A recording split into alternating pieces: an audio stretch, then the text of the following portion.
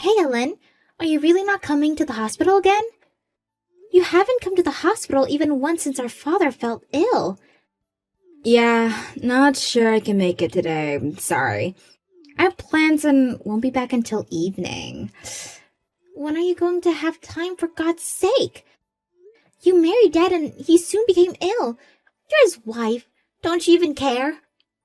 His other kids are there, right? What's the problem? I really don't see a problem here. He's way happier having his kids than little me. But that doesn't mean you can just ignore this and stay away. At least visit once. Seems the respectful thing to do. My younger brother are saying the same things. Have a little sympathy for Pete's sake. Yeah, well, I may not have time, but let me think about it. I'll pop in if I can spare the time. Until then, take care of things over there, would you? I'd appreciate it. Are you kidding me? Spare time? All you're doing is going out drinking with your friends. You have all the time in the world, in my opinion. Huh? Why do you know that? Oh, I get it. You saw me somewhere, right? I saw you on social media. Looks like you're having one hell of a good time. Just the other night, you went to some expensive club downtown with those male hookers. You spent thousands of dollars. You even held an extravagant party at your place. Oh, please, stop it. Are you checking on me because you suddenly fell in love with me? How embarrassing. Actually, it's kind of creepy to tell you the truth. I wasn't checking. It just happened to be in my usual feed. After all, you married my dad. Forget about that. That's nothing. I want you to stop using all of my father's money for your own enjoyment. Can you understand the dire situation that my father is in? If my father hears what you've been doing, it'll break his heart. What is to you, anyways? He's my husband, not yours. I'll do as I like. What's so wrong about a wife using her husband's money? All I'm saying is for you to think of the circumstances. Your husband is in the hospital. That alone should alarm you. What's more, my father didn't give you permission to use his money. Even if you're married, you spend way over what's normal. What the hell are you talking about? Don't you even know what your father's total assets are? A few $1,000 is just a drop in the bucket. At any rate, there is a limit to how much you can spend. Money doesn't grow on trees.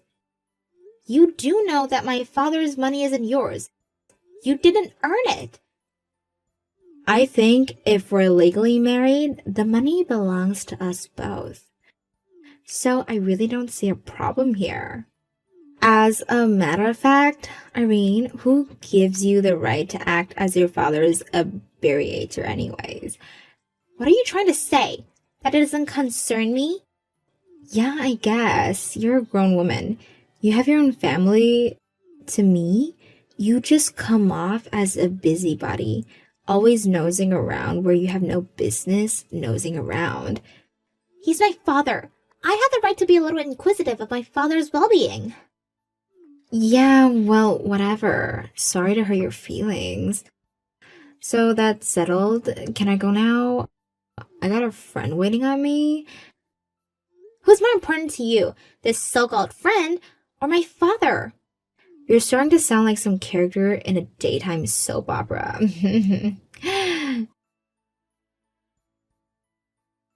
I'm serious. I'm not joking around. Yeah, but you do make me laugh sometimes. I gotta go. Look after my hubby for me, would ya? Please, Irene, would you stop calling me? The buzzing is driving me nuts. What is it? Is there something you want? What do you think I want, Ellen? I wish you would just answer your phone. We need to talk. I said I'm busy. I don't have time to answer the phone. You're always pestering me. What's with the non-stop phone calls? Want to hear my sweet and soothing voice? So, what is it? What do you want? My father's condition has suddenly worsened. You have to get to the hospital right this moment before it's too late. His condition has gotten worse? Seriously? Does that mean he doesn't have long? You think maybe he'll never wake up? You make it sound like he's already passed away. His condition has worsened, but he's alive. Sorry about that.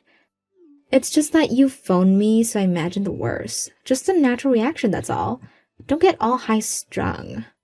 I don't care if it's just a natural reaction. How could you say something like that, for crying out loud?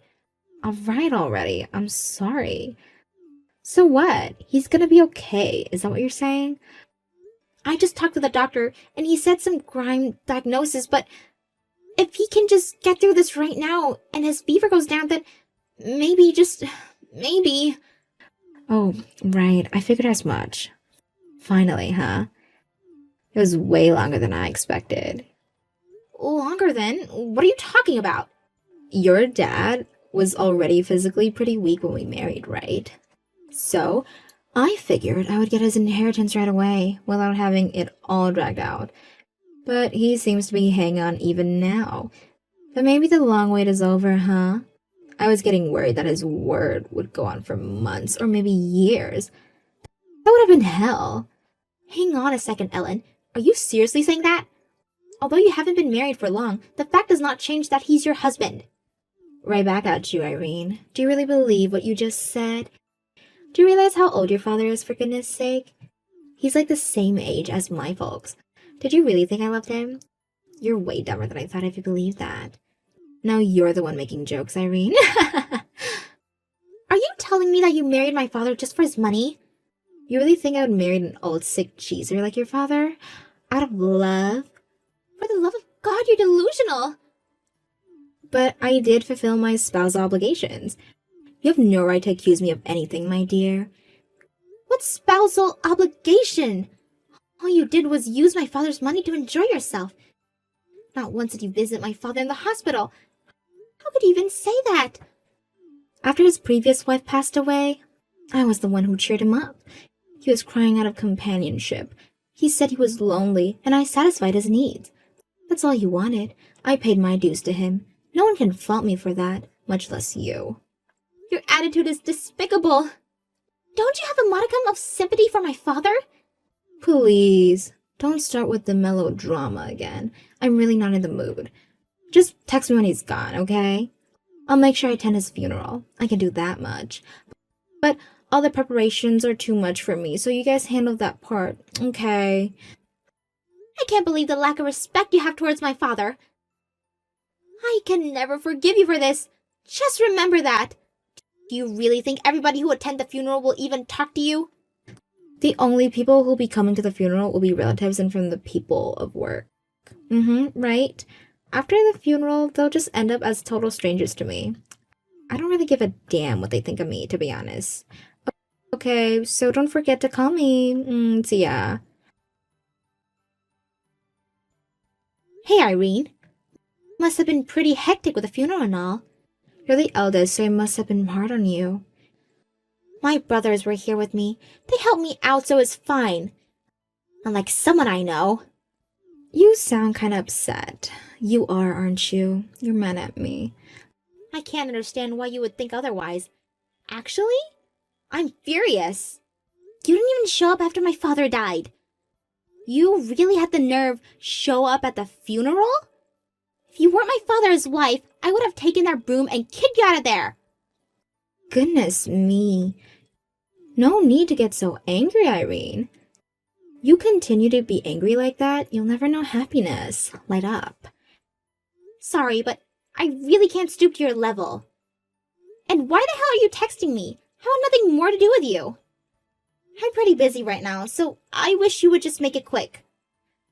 You don't have to be so rude. Oh well, whatever. I just wanted to verify something with you.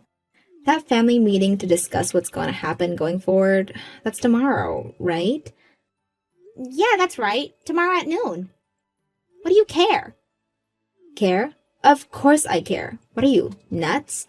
The most important issue has to be discussed. I also wanted to convey something to you to make sure there's no misunderstanding. Please stop beating around the bush, would you? Just give it to me straight. Like I said, I'm busy.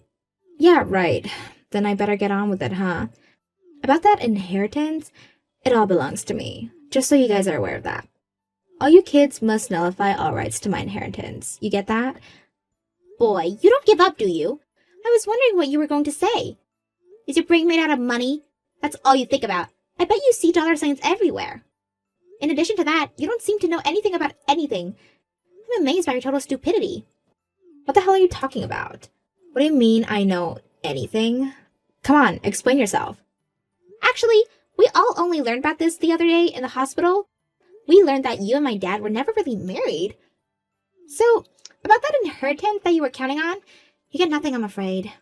Pardon me? Are you out of your mind? You've totally lost it, Irene.